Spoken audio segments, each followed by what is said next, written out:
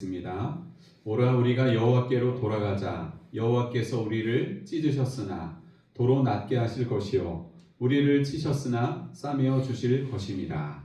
여호와께서 이틀 후에 우리를 살리시며 셋째 날에 우리를 일으키시리니 우리가 그의 앞에서 살리라. 그러므로 우리가 여호와를 알자. 힘써 여호와를 알자. 그의 나타나심은 새벽빛같이 어김없나니 비와 같이 땅을 적시는 늦은 비와 같이 우리에게 임하시리라 하니라.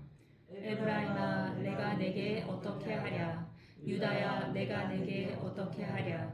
너희의 인애가 아침 구름이나 쉬 없어지는 이슬 같도다. 그러므로 내가 선지자들로 그들을 치고 내 입의 말로 그들을 죽였노니 내 심판은 비처럼 나오느니라. 나는 인애를 원하고 제사를 원하지 아니하며 번제보다 하나님을 아는 것을 원하노라. 아멘. 예배 오신 여러분끼리 서로 돌아보시면서 인사 나누시겠습니다. 잘 오셨습니다. 반갑습니다. 요셉 형제 5주 만에 또 미국 출장 마치고 왔는데 너무 반갑고요. 또 합류하게 돼서 더 힘이 생기는 것 같습니다. 고생 많으셨습니다. 오늘은 여호와께 돌아가자라는 제목으로 말씀을 나누고자 합니다. 호세아서는요, 하나님의 신실하신 사랑을 드러내는 책입니다. 우리를 향하신 하나님의 사랑은 변함이 없고 또 우리를 향해서 결코 포기하지 않는 사랑, 이것이 호세아가 우리에게 보여주는 하나님의 사랑입니다. 특별히 선지자 호세아의 이 삶과 메시지를 통해서 하나님의 은혜와 사랑, 그리고 죄로 인해 멀어진 이스라엘 백성에 대한 하나님의 심판과 회복의 약속을 드러내고 있습니다. 우리가 읽은 오늘 본문에도 회복에 대한 약속이 나오는데, 하나님께서 이스라엘 백성에게 바라시는 것은 뭐냐? 죄를 회개하고 하나님께로 돌아오는 것입니다. 그래서 호세아 선지자는 본문을 통해서 두 가지 촉구를 합니다. 여호와께로 돌아가자.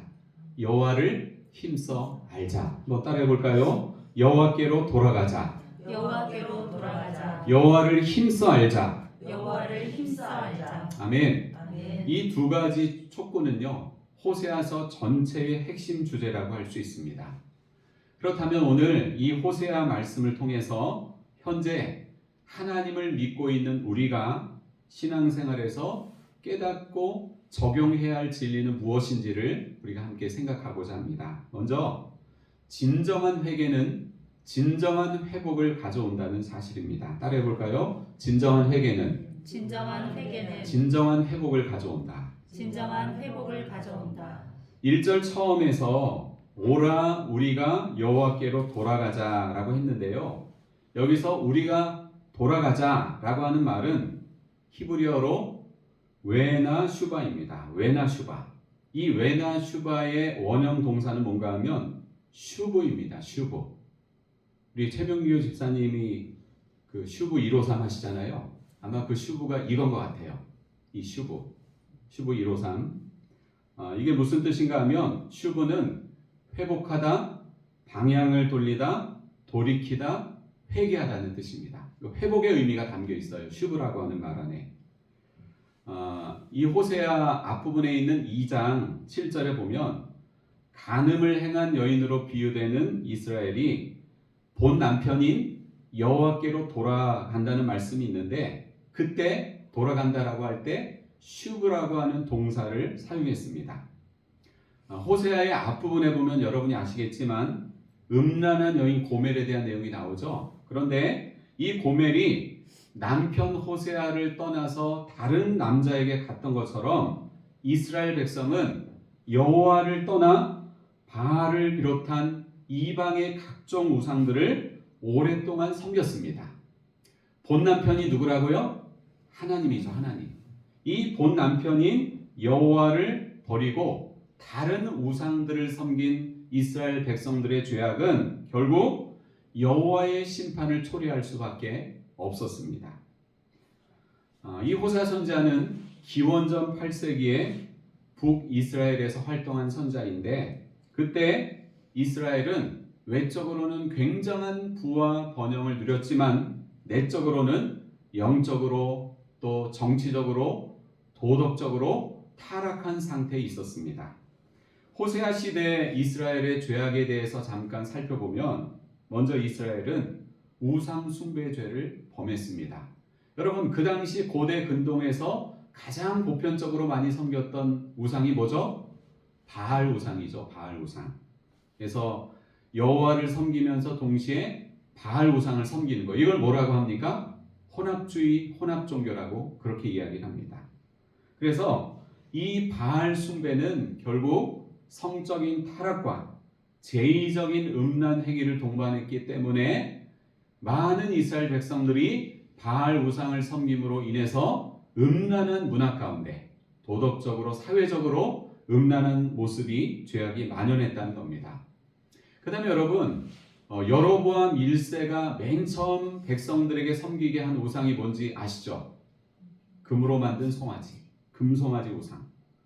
이 금송아지 우상을 여전히 숭배하고 있어서 하나님을 향한 참된 예배를 왜곡시켰습니다. 여러분, 하나님은 눈에 보이지 않는 영이시잖아요. 영이신 하나님을 예배해야 되는데 그 금으로 된 송아지를 만들어서 그것이 여호와 하나님이라고 의미 부여를 해서 그 금송아지를 향해서 제사를 드리고 제물을 드렸다는 거예요. 하나님을 향한 참된 예배를 가로막은 악행이죠. 바알을 숭배하고 또 금송아지를 숭배했다는 겁니다. 두 번째로 그들은 형식적이고 외식적인 종교 생활을 했습니다. 이스라엘 백성은 제사를 드리고 여러 가지 하나님이 명령하신 그 의식들을 행했지만 그것은 진정한 회개나 하나님을 향한 사랑에서 비롯된 것이 아니었습니다. 굉장히 형식적이고 외식적인 모습이 강했습니다. 세 번째로 이스라엘은 하나님이 아닌 동맹국을 의지했고요. 지도자들은 부패했습니다. 북이스라엘은 하나님 대신에 이집트나 아시리아와 같은 다른 외세와 동맹을 맺으면서 자신들의 안보를 그들에게 의탁을 했습니다. 여러분, 하나님이 뭐라고 말씀하셨어요? 너희는 이방의 열강들의 힘을 의지하지 말고 누구를 의지해라? 하나님을 의지해라. 이게 하나님이 그들에게 말씀하신 거였어요. 그런데 그들은 하나님을 의지하기보다는 주변의 강대국들을 의지하여서 나라의 안전을 지키고자 했다는 겁니다. 하나님을 신뢰하지 않은 거죠. 지도자들은 부패했고요.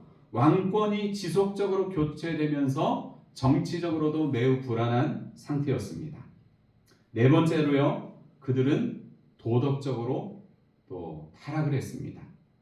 호세아 4장에 보면 그 시대는 정의가 실종이 되고 저주와 속임과 살인과 도둑질과 간음과 포악이 만연했다고 이렇게 기록하고 있습니다. 여러분, 이렇게 총체적인 죄악의 길을 가는 이스라엘이 겪어야 할 일은 무엇입니까? 하나님의 심판입니다. 하지만 아무리 당신의 백성들이 악한 죄를 지어 하나님의 징계를 받을지라도 누구에게 돌아가면? 여호와께 돌아가면 하나님이 낫게 하시고 싸매어 주실 거라고 약속하셨습니다. 오늘 본문의 1절을 같이 다시 한번 읽겠습니다. 1절 말씀 시작. 오라 우리가 여호와께로 돌아가자. 여호와께서 우리를 찢으셨으나 도로 낫게 하실 것이요 우리를 치셨으나 싸매어 주실 것임이라. 아멘. 여기서 낫게 하신다의 이 히브리어 동사 원형은 라파입니다. 라파. 치료한다는 뜻이에요. 우리가 여호와 하나님에 대한 여러 가지 이름이 있는데 그 중에 하나가 뭐예요? 여호와 라파. 치료하시는 하나님. 이게 라파 같은 뜻입니다. 그리고 사메다의 이 원형 동사는 하바시라고 하는 거예요. 하바시. 사메다, 하바시. 이거는 치료하기 위해 사메다라고 하는 뜻이 있기 때문에 치료의 의미가 이 안에 들어있는 거예요. 하바시, 사메다. 그러니까 하나님께서 이스라엘의 죄악을 심판하고 징계하시지만 그들이 자신의 죄악을 회개하고 하나님께로 돌아오기만 하면 하나님은 슈브와 라파와 하바시의 은혜를 주신다는 것입니다. 아멘. 여러분, 진정한 회개가 무엇입니까? 찰스 스펄전은 참된 회개는 죄에서 떠나는 것이며 하나님께 돌아가는 것이다. 그것은 단순히 죄의 열매를 후회하는 것이 아니라 죄의 뿌리를 미워하는 것이다 라고 했습니다. 참된 회개가 뭐라고요? 죄의 뿌리를 미워하는 것, 그 근원을 미워하는 것, 이게 진정한 회개라는 것입니다. 1907년의 평양 대부흥운동을 여러분 많이 들어보셨죠? 그런데 그때 당시 상황이 어떠했는가 하면 1907년 1월 14일 저녁 기도회에 성도들이 통성 기도를 이어갔고요. 그 다음 날인 15일 새벽 2시까지 약 600여 명이 남아서 철야 기도회를 했습니다. 그렇게 아주 뜨겁고 간절한 마음으로 성도들이 철야 기도회를 하는 중에 길선주라고 하는 당시 장로는 그런 고백을 했어요. 나는 아간과 같은 죄인입니다. 라는 고백을 하면서 1906년에 세상을 떠난 친구가 임종 당시에 자신의 재산을 좀 맡아서 정리를 해달라고 부탁을 했는데 그 100원에, 그 당시 100원은 엄청 큰 돈이었나 봐요. 이 100원의 거금을 횡령했던 죄를 600명의 성도들 앞에서 고백을 하며 회개의 포문을 열게 되었습니다. 길선주 장로가 이렇게 부끄러운 죄악을 고백하며 하나님 앞에서 진정한 회개를 하자 그 뒤를 이어서 꼬리에 꼬리를 물듯이 성도들이 하나둘씩 일어나서 자신의 죄를 고백하기 시작을 했습니다. 어떤 여성은 청일 전쟁 당시에 자신의 아이를 죽인 것에 대해서 회개 고백을 했습니다. 또 어떤 남성은 불치병에 걸려서 아파하는 아내에게 매일 술만 마시면서 폭언을 하고 저주를 퍼부은 일에 대해서 회개했습니다. 어떤 남성은 첩을 2명이나 두고 가정을 외면했던 것에서 회개를 했습니다.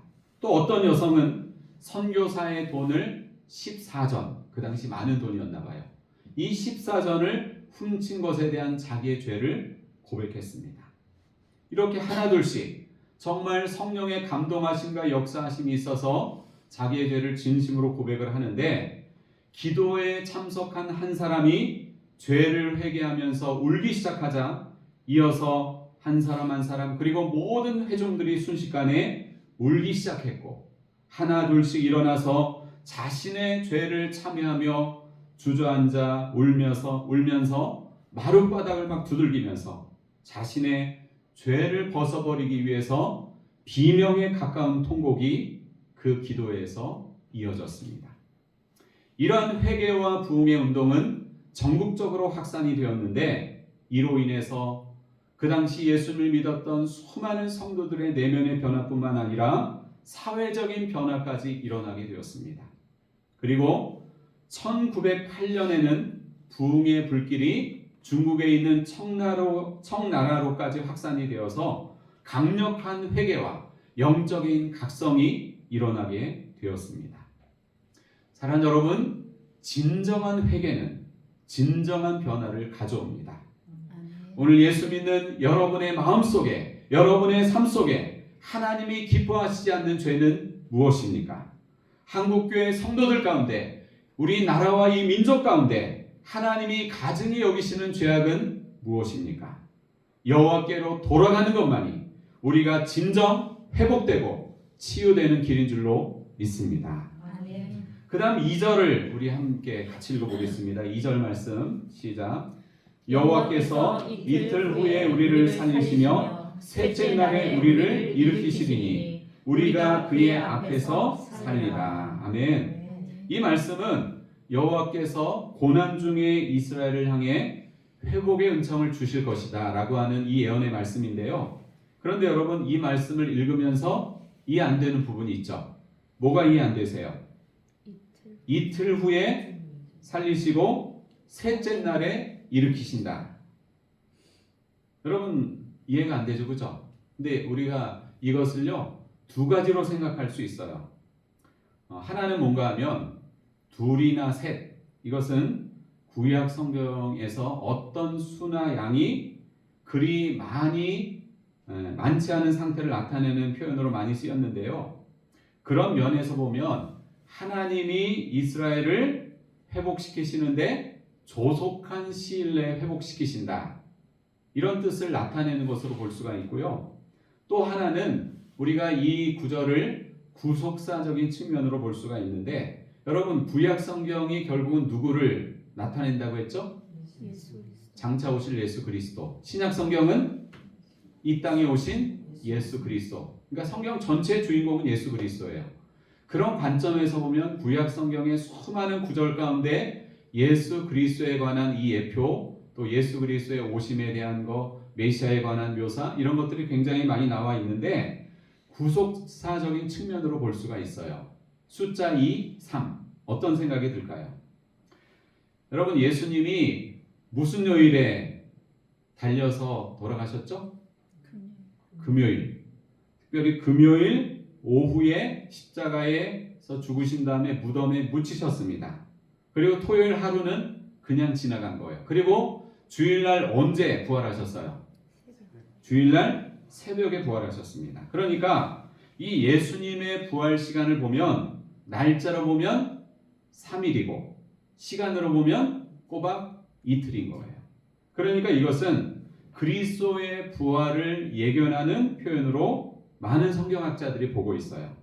어쨌거나 이틀 후에 그리고 셋째 날이라고 하는 이 표현은 하나님께서 멸망과 죽음의 형편에 처한 이스라엘을 새롭게 회복하고 소생시키실 것이라고 하는 것을 강조하는 말씀입니다.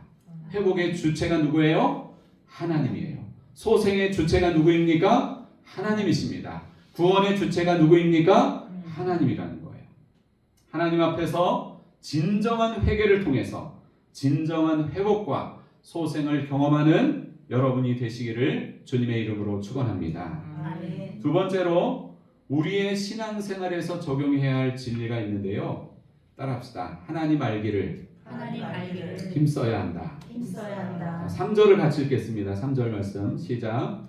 그러므로 우리가 여호와를 알자. 힘써 여호와를 알자. 그의 나타나심은 새벽빛같이 어김없나니 비와 같이 땅을 덮시는 늦은 비와 같이 우리에게 임하시리라 하니라. 아멘. 여기서 그의 나타나심은 새벽빛같이 어김없다고 했는데 어두운 밤이 지나고 새벽이 되면 빛이 나오는 것이 의심할 여지없는 분명한 사실인 것처럼 회개하여 여호와를 알기를 힘쓰는 하나님의 백성에게 여호와께서 자기를 드러내시고 그들에게 은총을 베푸신다는 것 역시 의심할 여지없는 분명한 사실이라고 하는 것이에요.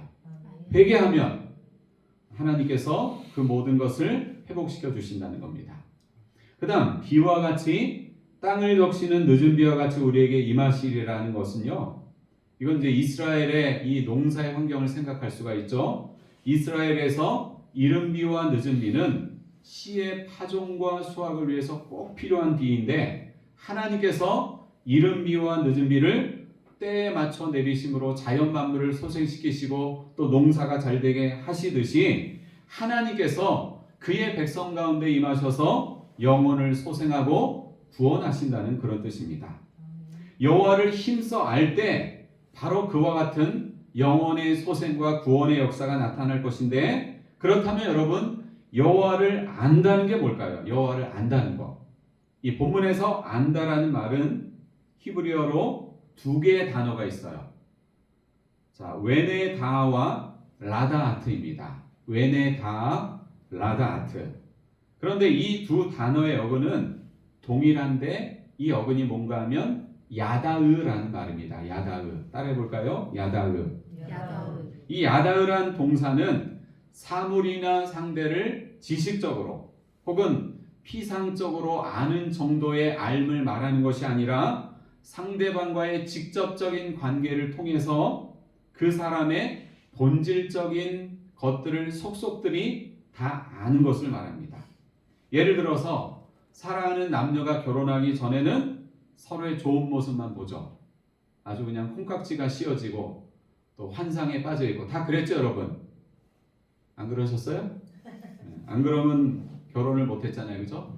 근데 다 이제 서로의 좋은 모습만 보다가 결혼해서 부부로 살아가면서 전에는 알지 못했던 상대의 모습을 속속들이 경험적으로 알게 되지 않습니까? 그것처럼 야다은은 하나님을 깊이 있게 경험적으로 안다는 뜻이에요. 깊이 있게 경험적으로 안다. 야다은.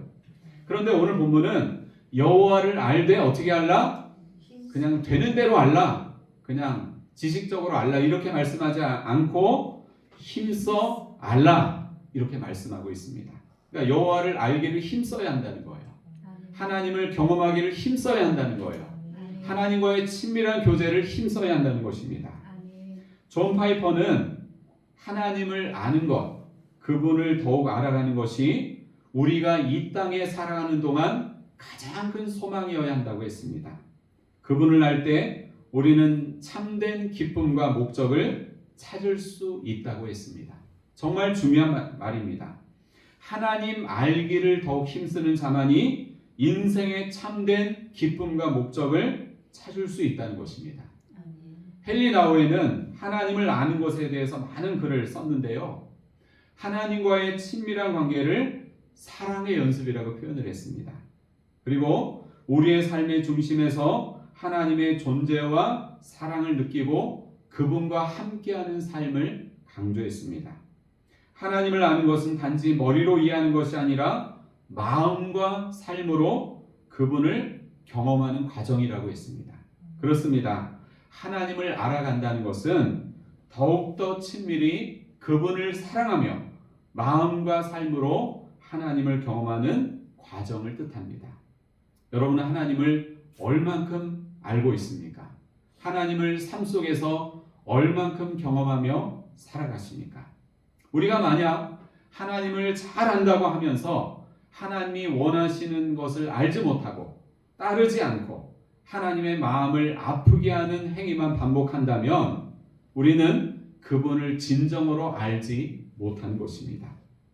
호세아 당시 이스라엘 백성은 하나님과의 친밀한 관계도 없었고 하나님의 계명을 순종하지도 않았고 그분을 경외하지도 않았습니다. 그러니 어찌 그들이 하나님을 안다고 하겠습니까? 사랑하는 여러분, 그 어떤 일보다 하나님 알기를 힘쓰는 여러분이 되시기 바랍니다.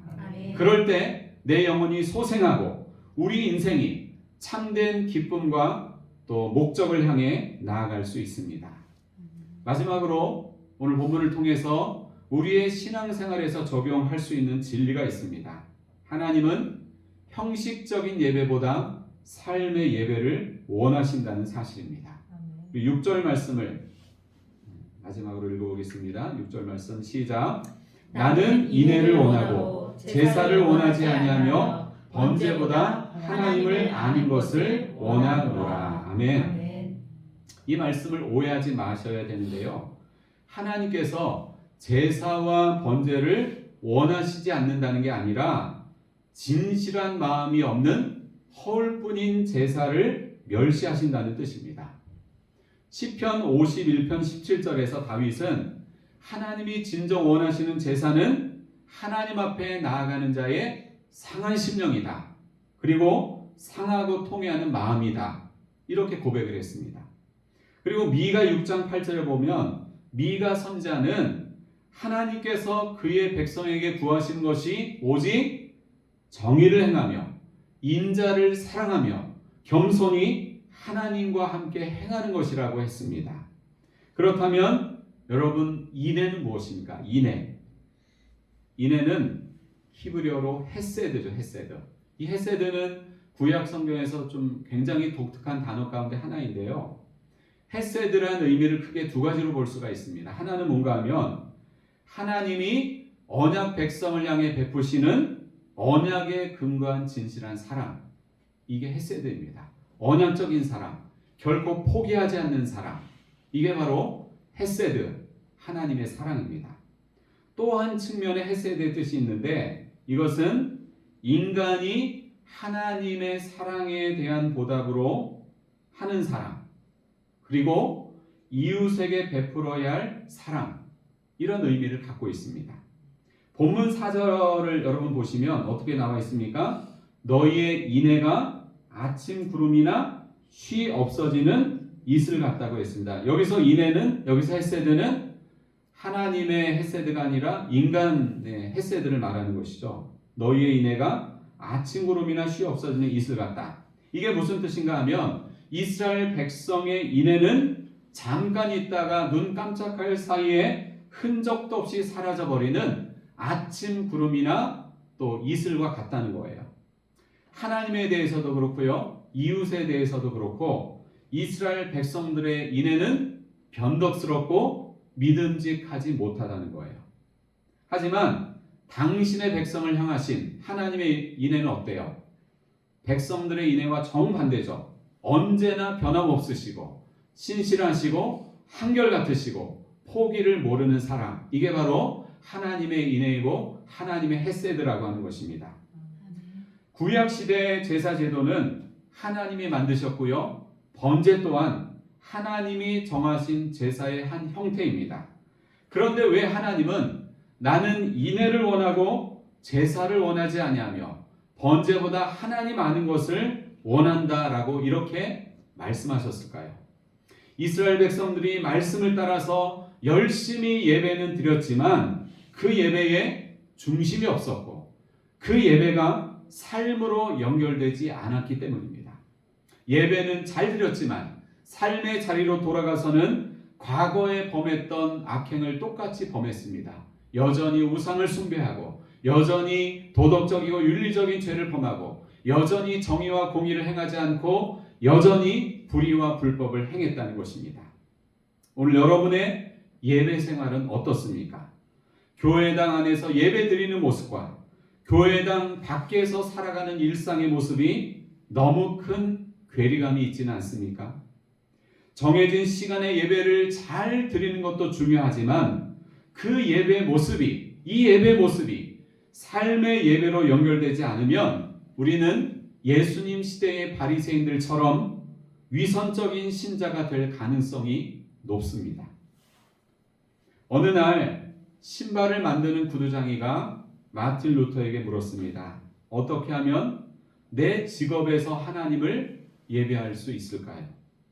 루터는 매일 아침 하루를 시작하기 전 매장에서 예배를 드리라고 말하지 않았습니다. 루터는 이렇게 대답했습니다. 좋은 신발을 만들어라. 그리고 그것을 정직한 가격에 팔아라.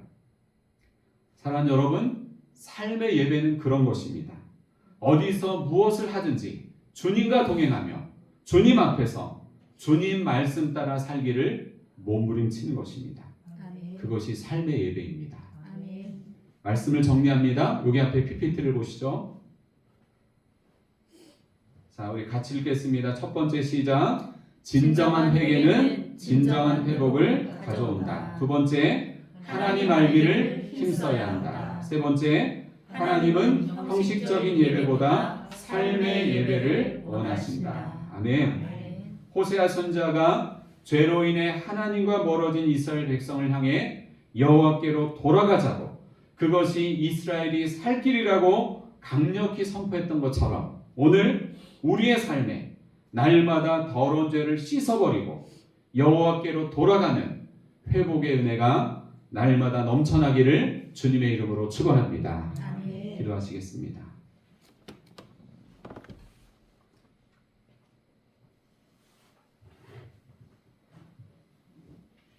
하나님 아버지, 은혜와 사랑을 감사합니다. 오늘 이 호세아 6장 말씀을 우리 마음에 새기게 도와 주시옵소서. 정말 여호와께로 돌아가는 저희가 되기를 원합니다. 아버지 하나님, 그 무엇보다도 여호와 알기를 힘쓰는 우리의 삶이 되게 하여 주시옵소서. 하나님, 형식적인 예배의 모습에 빠지지 않게 도와주시고 우리의 모든 삶의 예배를 하나님 앞에 올려드리는 저희의 삶이 될 수 있도록 인도하여 주시옵소서. 감사하며 예수님의 이름으로 기도하옵나이다. 아멘. 자, 우리 다 같이 소식을 나누겠습니다.